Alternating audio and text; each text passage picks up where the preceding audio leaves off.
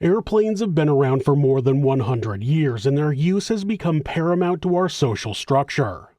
Transporting humans and cargo around the world is only part of how the airplane benefits us today. They're used for research, search and rescue, recreation, and advertising. But just because you can use an airplane to do a lot of good, doesn't mean it can't be used for something sinister.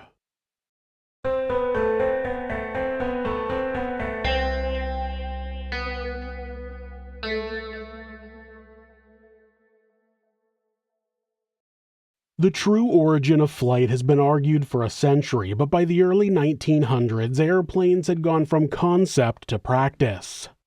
It's funny how a war can bring so much suffering while also pushing technological advances. It was during World War I that aviation technology really took off, as all the countries involved in the war wanted an advantage over the other side, an advantage they believed they could gain from the air.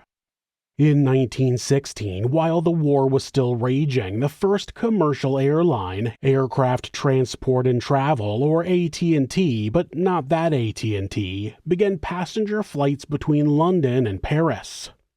Other countries in Europe as well as the United States followed soon after. Commercial flight saw a substantial period where safety and security were not considered as they are today. In the United States, prior to the 1970s, there was very minimal security. Many airlines believed that an increase in security would make people believe it wasn't safe to fly and they would lose customers.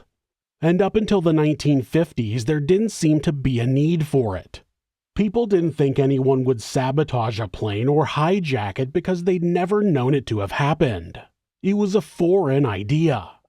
For decades early on, you didn't even have to book a seat on a flight. You could just show up, take an open seat on the plane, and pay your fare after the plane had departed the airport. You could even buy a life insurance policy from a vending machine in the terminal. That convenience is what led to one of the first commercial airplanes being destroyed by a bomb. On November 1st, 1955, Jack Gilbert Graham placed a dynamite bomb into his mother's suitcase and gave her a ride to the airport.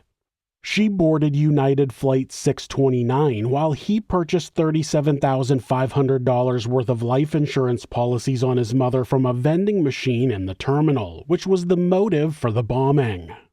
That would be the equivalent of $450,000 today. The plane exploded at 7:03 p.m., about 15 minutes after takeoff. Everyone on board was killed. 39 passengers and 5 crew members with ages ranging from 1 to 81 years old. Graham was arrested, and at the time there was no law on the books making it illegal to detonate an explosive on an airplane, so he was charged with the premeditated murder of his mother. He was found guilty and executed in the gas chamber. That's generally listed as the first commercial airplane that was destroyed with a bomb, but it isn't. On October 10, 1933, United Flight 23 departed from Cleveland on its way to Chicago. It exploded shortly after taking off at 9 p.m., killing everyone on board, 4 passengers and 3 crew members. The reason for the bombing and the identity of the perpetrator have never been solved. The case was classified by the FBI until 2017, which may be why it gets overlooked when listing early airplane bombings.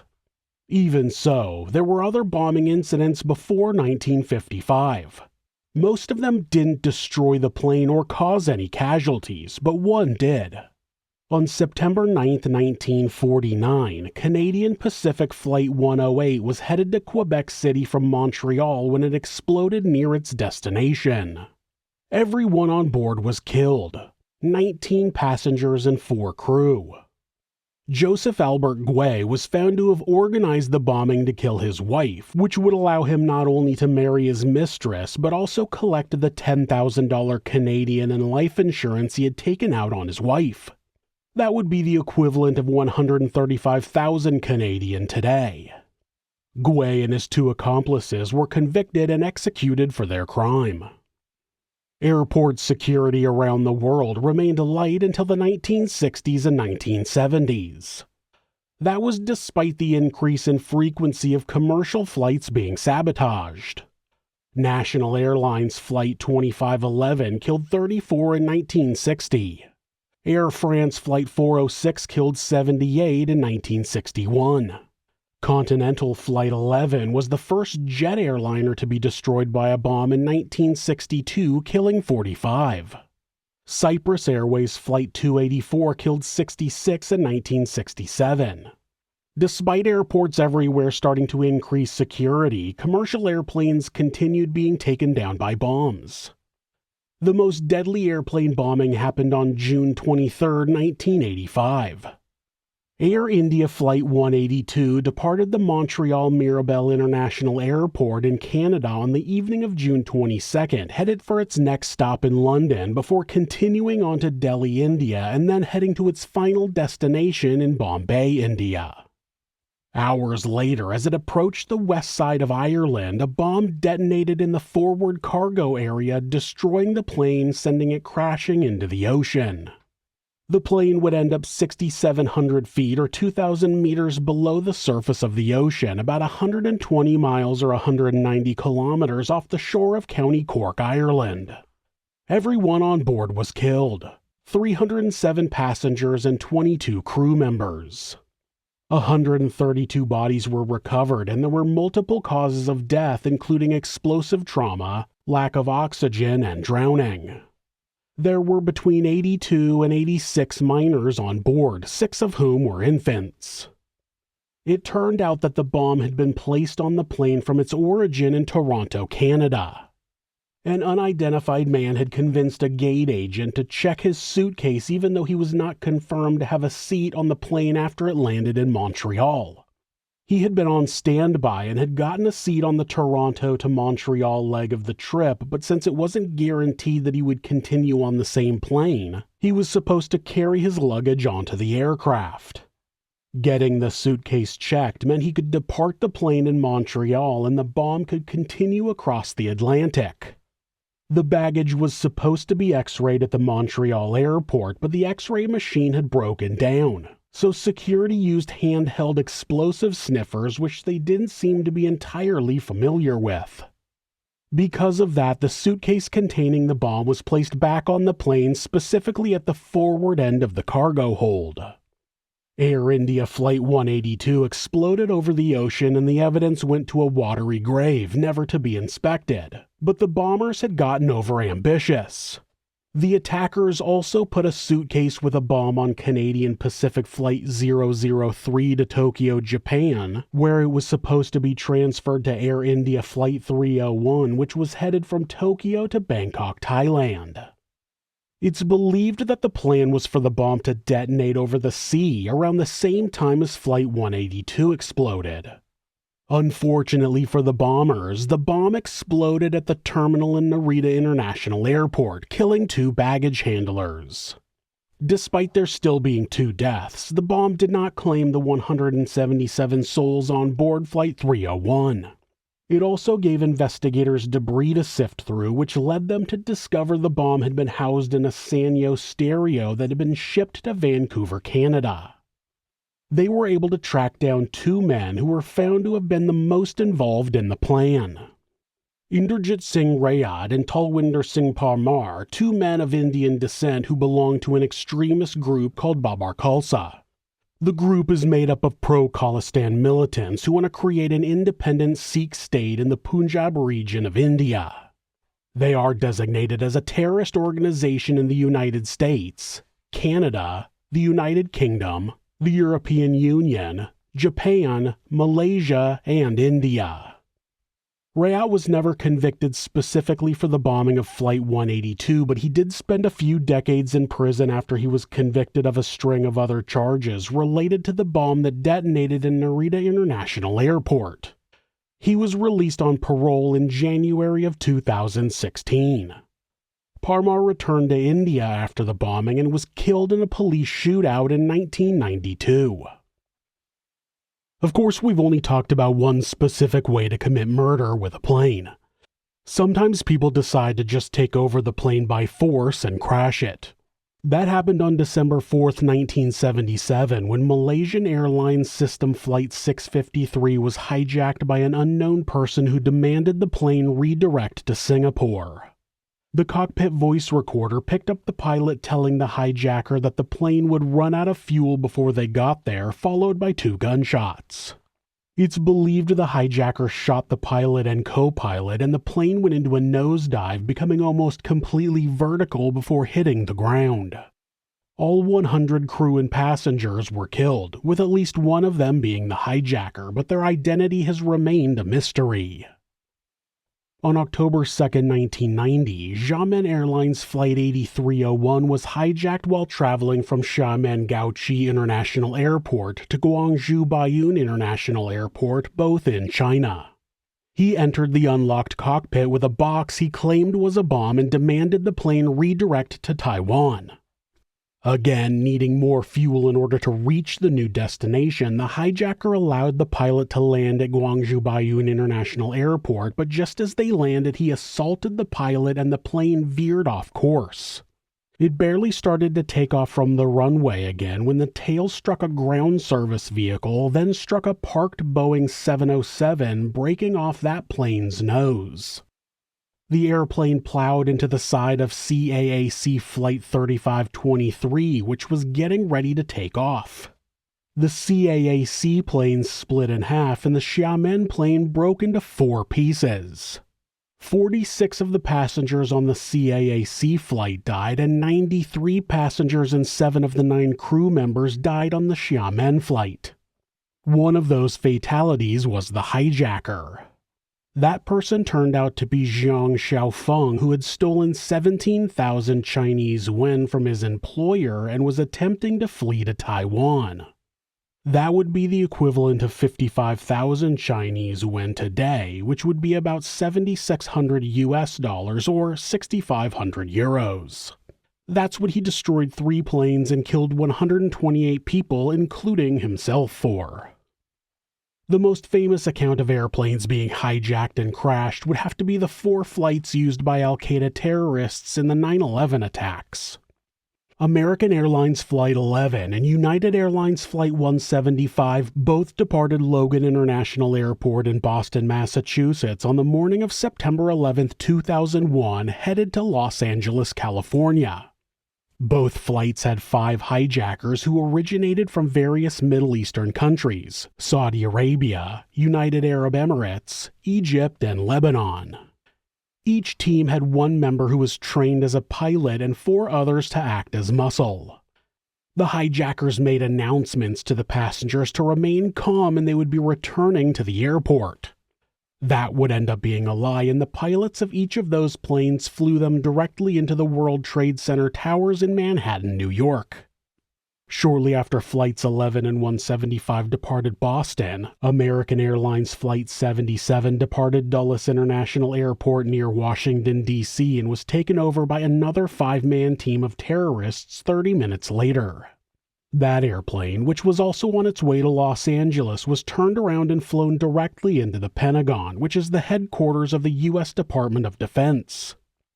The final plane was United Airlines Flight 93, which didn't depart the Newark International Airport in New Jersey until 8:42 a.m. The flight was scheduled to depart at 8 a.m., but was delayed, and by the time the 4-man team of hijackers finally stormed the cockpit, passengers were receiving news that other planes had intentionally crashed. The passengers decided to fight back, and in the ensuing struggle, the plane nosedived into the ground in rural Pennsylvania. It's believed their target was a federal building in Washington, D.C. Every single soul on board all 4 flights died within an hour and a half of each other. 265 people died between the 4 flights, not including the hijackers. The people on the planes weren't the only targets in this attack, though, as thousands of other people would end up dying as a result of the terrorists' actions. 2,606 people died in or around the World Trade Center towers during the collision from the planes and the subsequent collapse of the buildings. Another 125 people died in the Pentagon. It's the largest loss of life by use of an airplane in history, and that's because the planes themselves were used as weapons to kill people outside of the plane. But it wasn't the first or last time that happened, though. In September of 1976, Vladimir Surkov stole a plane and crashed it into the apartment building where his ex-wife's parents lived. The plane hit the building's stairwell and burst into flames. Surkov's ex-wife and parents were unharmed, but he managed to kill himself along with 2 4-year-old children and 2 6-year-old children. Nice job. Then there was Joseph Stack, who was angry that the IRS wanted him to pay his taxes, so he flew his own personal plane into the IRS building in Austin, Texas on February 18, 2010. He managed to kill 68-year-old Vernon Hunter, a man who had nothing to do with his tax issues, along with himself. Though you could be the target of an attack by someone flying an airplane while you're not in that plane, it's much more likely to be a victim while inside. There have been incidents recorded where a pilot or co-pilot have committed suicide by crashing a plane while it was loaded with passengers. Co-pilot Andreas Lubitz had been previously treated for depression when he crashed Germanwings Flight 9525 into the mountains in France on March 24, 2015. Lubitz's doctor had declared him unfit for work, but the co-pilot kept it from his employer. He waited until the captain was out of the cockpit before redirecting the plane into the path of a mountain in southeastern France, killing all 150 people on board. After 9/11, airlines increased security on board the airplanes with the intention of keeping people from going from the cabin into the cockpit, but it wasn't considered that the danger would be from someone already in the cockpit. Lubitz was able to use that increased cockpit security to keep the captain from re-entering the cabin while he sabotaged the flight.